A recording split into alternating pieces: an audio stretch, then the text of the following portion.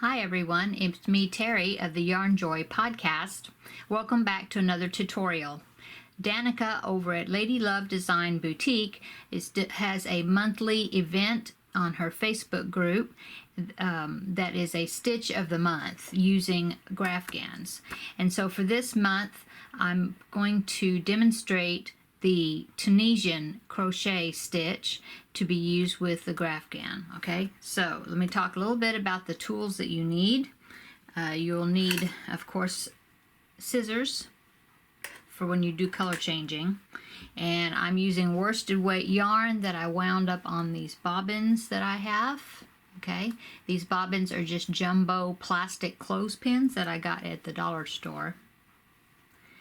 Okay, you need a Tunisian crochet hook. Now this is one that was given to me in a swap, and I do like this, although it is an eye hook, and I want to use, for this project, I want to use a crochet hook a little smaller, but you can use a Tunisian crochet hook like this, or an Afghan hook. Also, I have this set. It's the Denise interchangeable crochet hooks, and it has a multiple of hook sizes and then cables that you attach onto the hook, and that creates a Tunisian hook. And so that's the one I'm going to be using. Okay, I'm going to be using the H hook, which is 5mm. And I'm also using one of the longest cables in the set, although you can hook these cables together and make them even longer if you need to. Okay, so this is the chart that I'm going to be using. This will be available as part of the Stitch of the Month challenge that Danica over on her Facebook group will be doing, and so the chart will be available over on her Facebook page, which is Lady Love Design Boutique. I will list the link to that Facebook group down in the description box of this video. Okay, so in this chart there are 75 blocks across. Okay, so you also need a pencil, so then you can mark off your chart. Okay, so there's 75 blocks across, so that means you're going to have, so you're going to have 75 loops that you'll be carrying on this Tunisian hook. Okay, so to get started, you need your background color. We're going to be doing the first 2 rows with no color changing. It's just going to be the background color. So the first thing you do, start with the slip knot. We're going to chain 75. Okay, so when you get your chain of 75, then you're ready to go on to the next part of the stitch. Okay, so what we want to do now is we're going to insert our hook into the second chain from the hook and pull up a loop. Okay, but I like to turn my chain. I don't know if you can see it. Let me see if I can zoom it up a little bit here. Okay. If you turn your chain toward you, okay, you have this is the chain in the front. See that? Okay. But if you turn it over to the back, you will see these little bumps in the back. It is called, some of them call it the camel bumps or something, I don't know. But see, so because you have your top loop and your bottom loop, but then if you turn it over, there's these little bumps on the back. And once you get the first one, that chain will automatically turn over, so you can find those bumps really easily, okay? So I turn my chain over just a little, and I go into that back bump of my chain. Okay, this is the second chain from the hook. Okay, now I hook my yarn and I pull it through, and see, now I've got 2 chain loops on my hook. Okay, so see, now that I've done that, the chain automatically has kind of rolled over, and so then you can find those back bumps a whole lot easier. Okay, so going to the next one and pull up a loop. and into the next one, pull up a loop like that. See, now we have 4 on there, okay?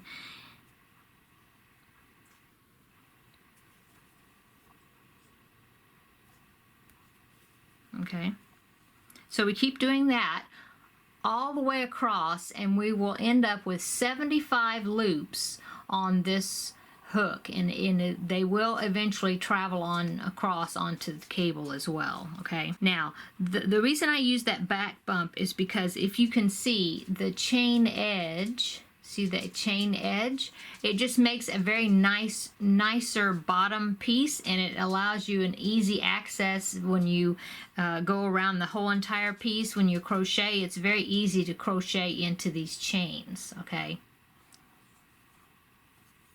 of course, if you find that difficult to do it that way, then just go into the chain regular. If you want to do that, that's fine. Okay, so I will meet you back up when I have my 75 loops. I've worked all the way down this chain and I have 75 loops on my hook. Okay, so I completed putting all my loops on my hook. I have a total of 75. And for this chart, that's how much you're wanting to have, okay? So this completes the first half, whoops, of the first row at the very bottom of this chart, okay? Now, to complete that row, we're going to work off all of these loops off of our hook, okay? And the way we do that is just yarn over and pull it through the loop, pull our working yarn through the loop.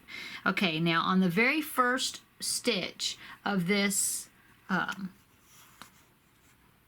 hook, oops, sorry, we're going to only pull it through the one loop, okay? And we're always going to do that the first time, the first stitch of the row, okay?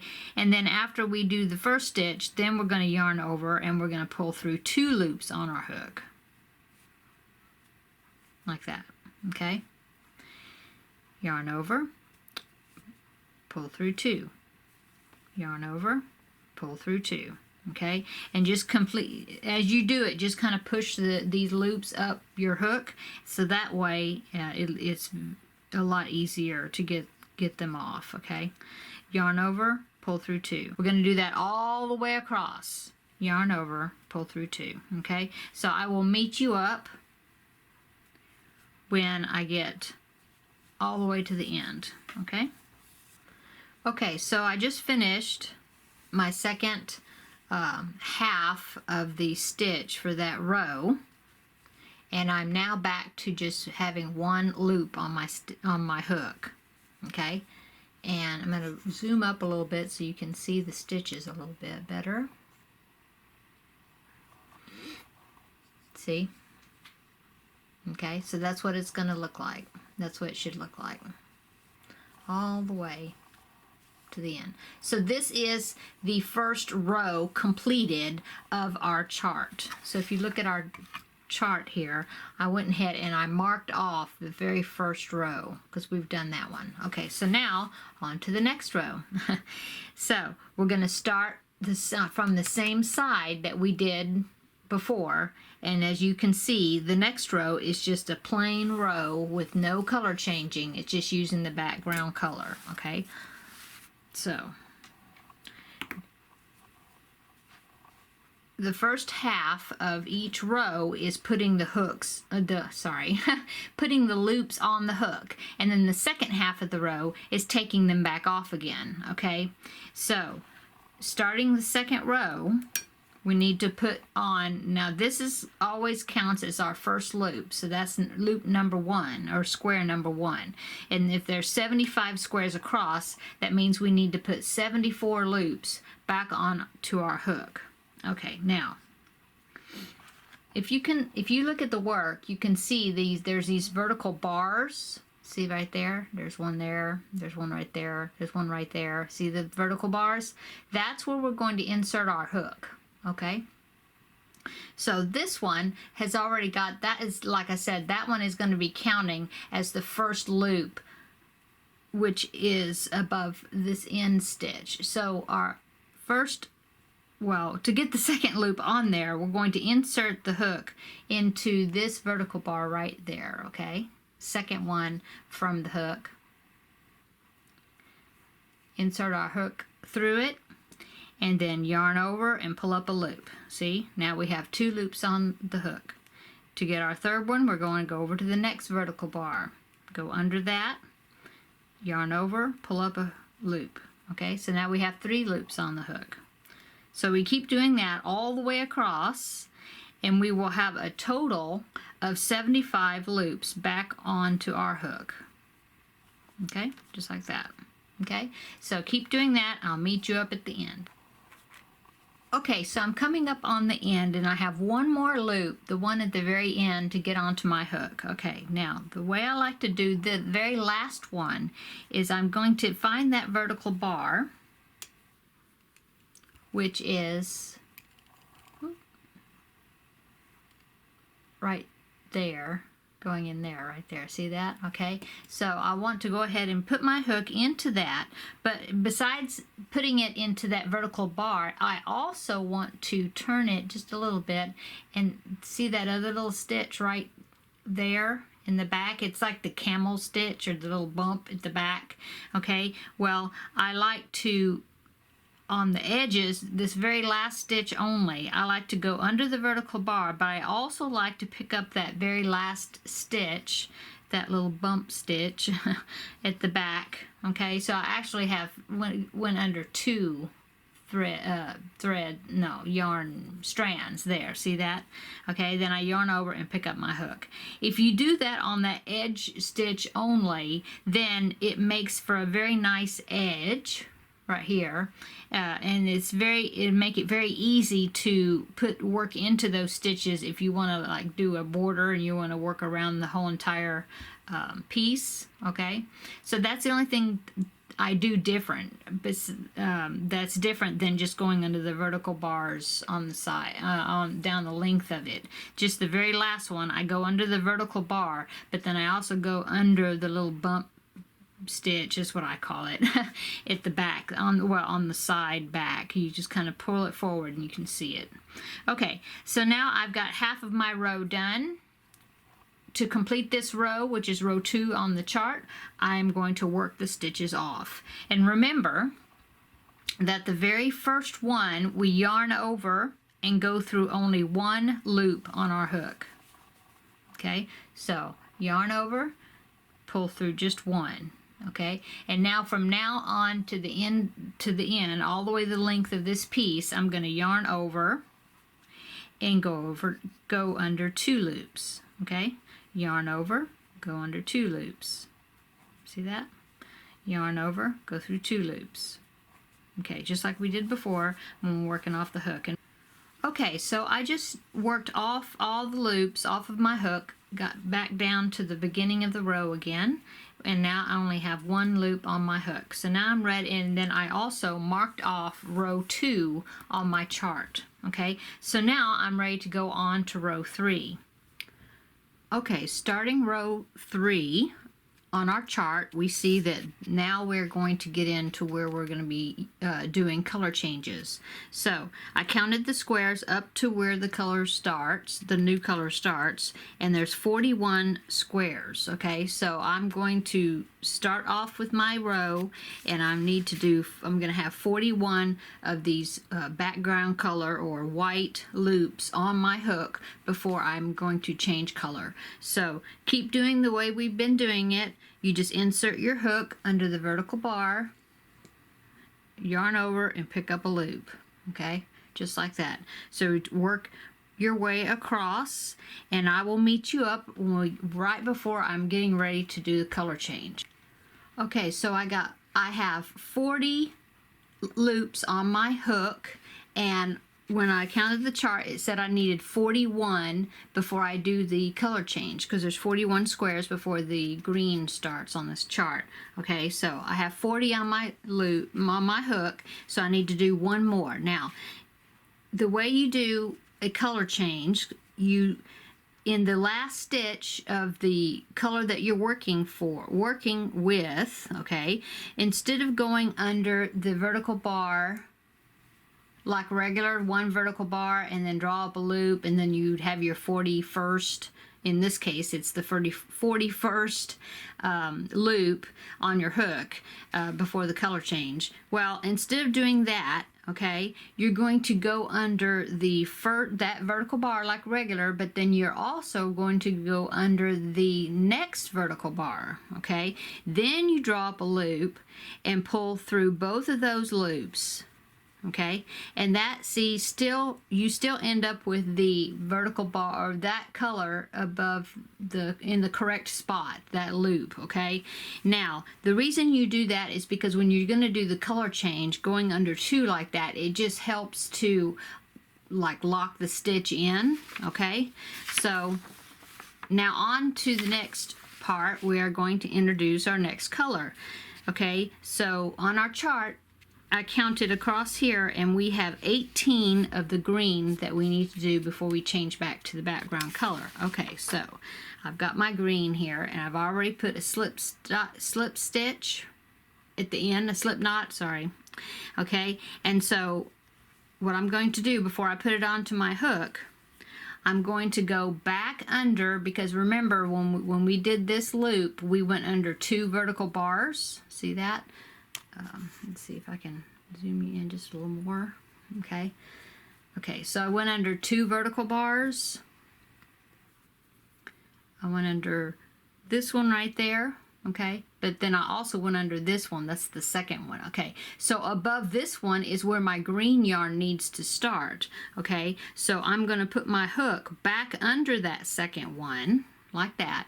Then I'm going to take my green yarn, I'm going to drop this background color just to the back there. I'm going to get my green yarn and put that slip knot onto my hook. Snug it up just a little bit, don't want it too tight.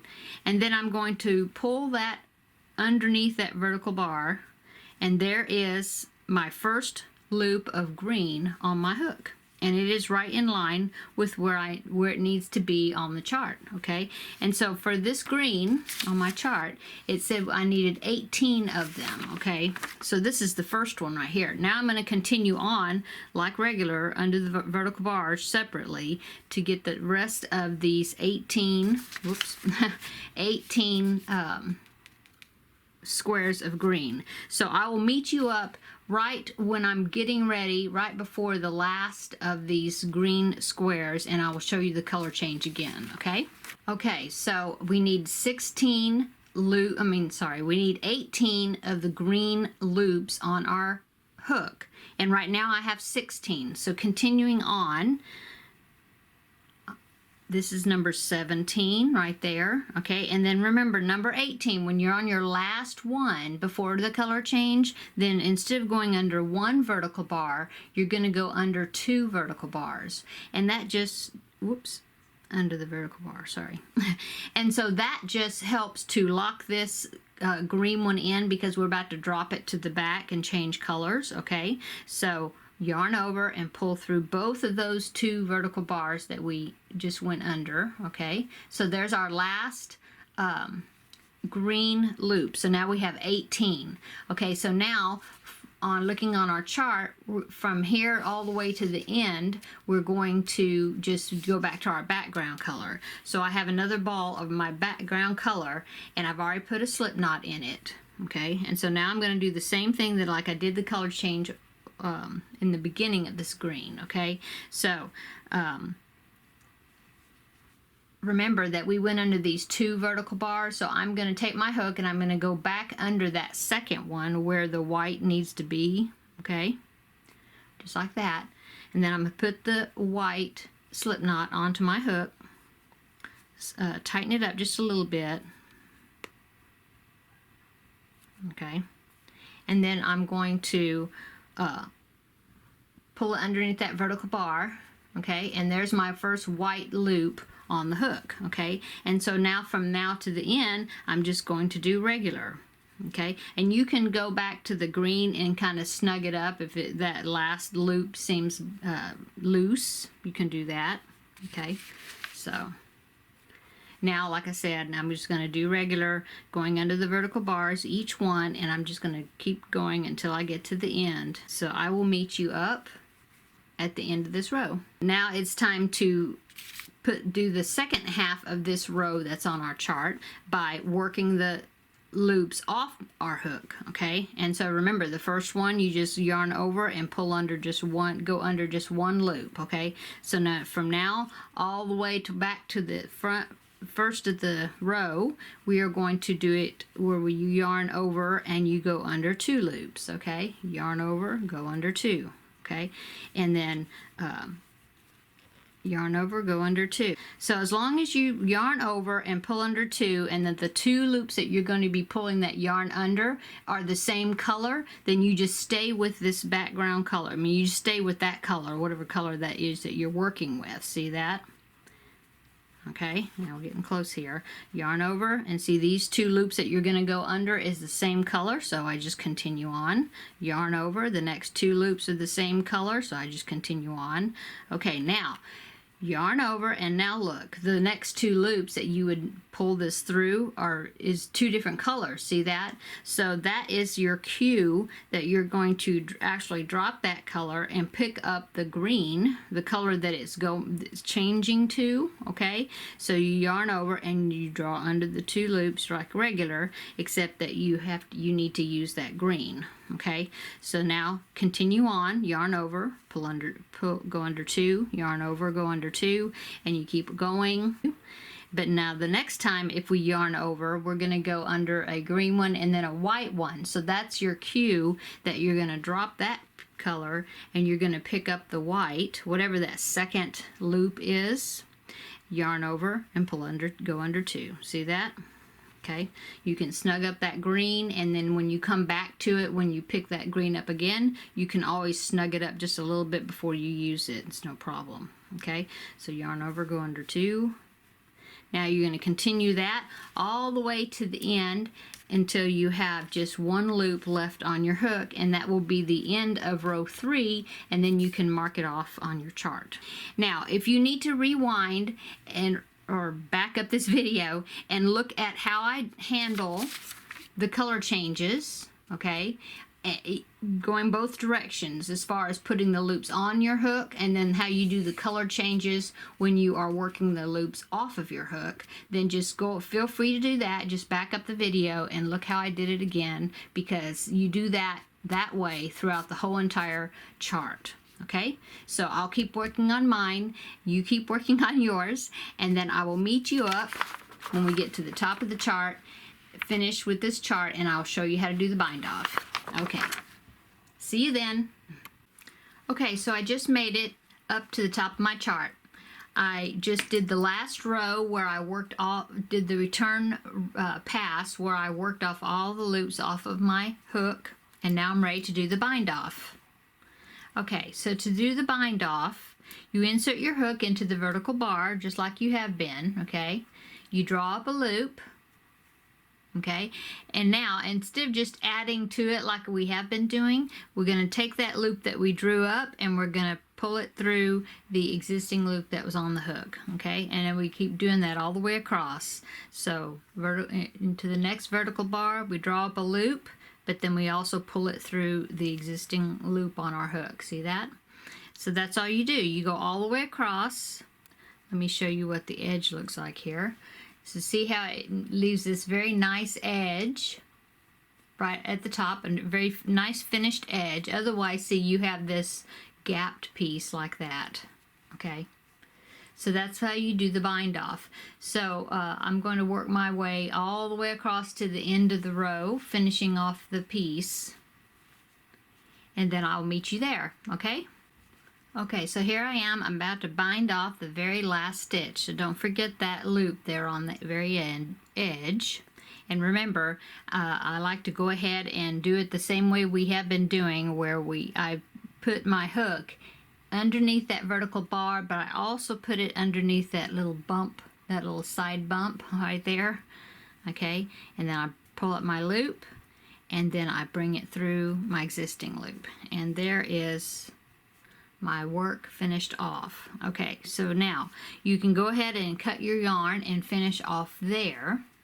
But one thing I want to show you is, I'm sure you've noticed in your work, so see, it does roll up quite a bit. So if you just continue on with what you're doing right here, just go around the whole entire thing, put either 2 or 3 single crochets in each corner to give you a border, and that will help your work to lay down more flat, and it'll reduce the amount of curling.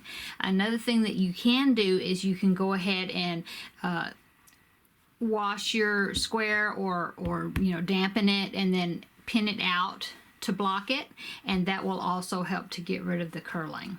Okay, it will help the yarn to relax a whole lot better, and you should see quite a bit of improvement on the rolling up. But it is normal for it to roll up like that. That is just the nature of the stitch. Okay. Okay, so thanks so much for following me along and learning this new stitch, this Tunisian stitch in Working Graphgans. Thank you to Danica of Lady Love Design Boutique for asking me to demonstrate this new stitch of the month. So we will see you in the next video. Bye!